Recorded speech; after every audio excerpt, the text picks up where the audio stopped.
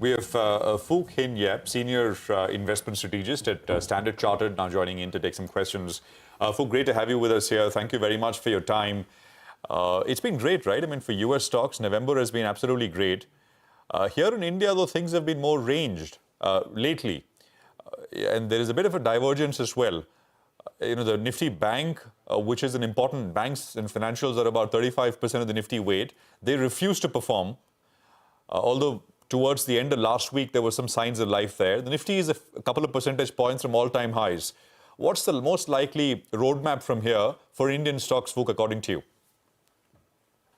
Yeah, thanks very much. Thanks for having me here. So, I mean, on India, we take a 6 to 12-month view in terms of our advice to clients. And I mean, for India, we have it as a neutral within Asia ex-Japan. It's more on a relative basis. We want to be diversified across Asia ex-Japan. And it's just on a relative basis. I mean, look, the growth outlook is strong for the medium term. We've got earnings growth 14%, 17% for the next 2 years. And yeah, I mean, within India, though, the sectors that we do prefer are actually financials, industrials, and healthcare. So financials, as you mentioned, which is what is of interest here, we think, taking a 6 to 12-month view, the economic growth is still strong. That's still going to be supportive for your retail loan growth, for your corporate loans growth. The balance sheets are strong. So in terms of the provisions and the bad loans which are out there, we think it's quite benign. And valuations are attractive. So we do have an overweight view for financials in India. But compared to the rest of the Asian markets, like I said, we are looking to be diversified across Asia ex-Japan. And so that means being allocated across China, India, Korea, as well as Taiwan, and to be diversified. Each market has their own pros and cons. Sure. Fook, hi, good morning, and thanks for joining us on the show, and greetings of the season to you and your entire team at Standard Chartered. This has been a really good year for India. India has given 10% returns. Compared to peers, do you think India could continue to outperform in 2024? Yeah, I mean, we're working on our outlook at the moment for next year. But, the house view at the moment, like I said, is to be diversified. As I said, we do have a neutral for India compared to Asia ex-Japan. And within Asia, actually, the market we do like is still Japan. We think the investor flows, if you look at it since 2015, cumulative flows are still negative, even though it's been picking up. So we still see a bit of pickup there. So within Asia, actually, our preferred market is Japan, where we still see investor flows coming up as a catching up, and the valuations are still attractive, and the corporate governance improving. So outside of Japan, though, I was taking a view to be a bit more diversified. Look, India has done very well. As I said, year to date, it's done very well. But that means that if you look at other markets like China, which has underperformed significantly, a little bit of good news can be very good for the market. So that's why we're looking at the risk reward of the different markets and taking a more of a diversified approach across Asia and Japan.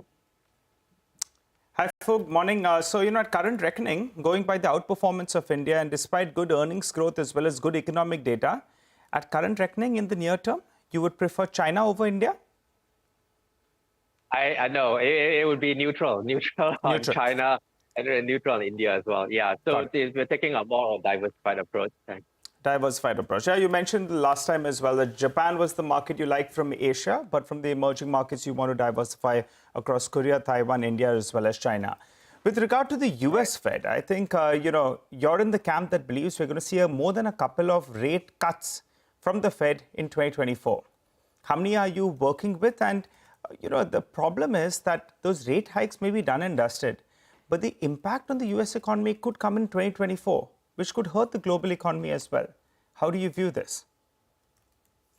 Yeah, you're right. I mean, we are looking at a 3 rate hike by September of next year. And we think that is the Fed's reaction function. As growth slows next year, we think the Fed will respond with rate cuts.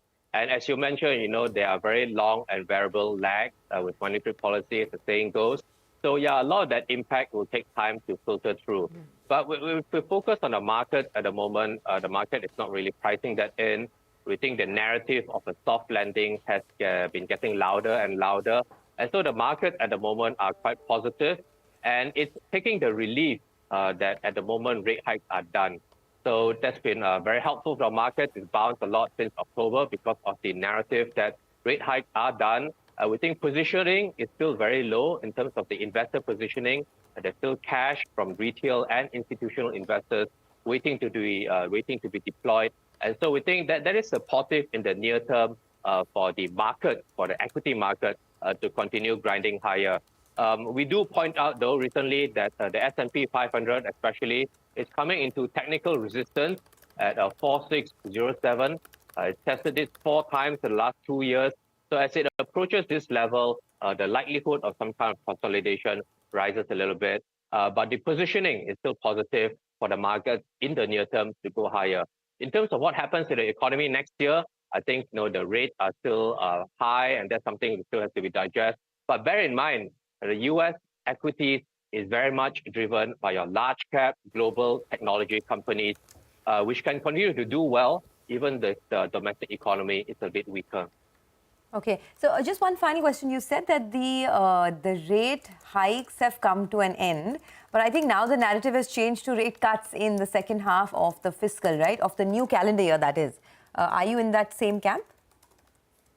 Yeah. So we do see a rate cut to come in by the middle of next year from the Fed as it responds to the weakening of growth, as inflation is coming off and it's under control. So we think the Fed will respond to weaker growth with rate cuts. And we do see 3 rate cuts by September of next year. Okay, 3 rate cuts by September of next year. Fook, thanks a lot for joining in. Appreciate your thoughts. Perhaps that's what risky assets are pricing in as well with the strong move that we've seen lately.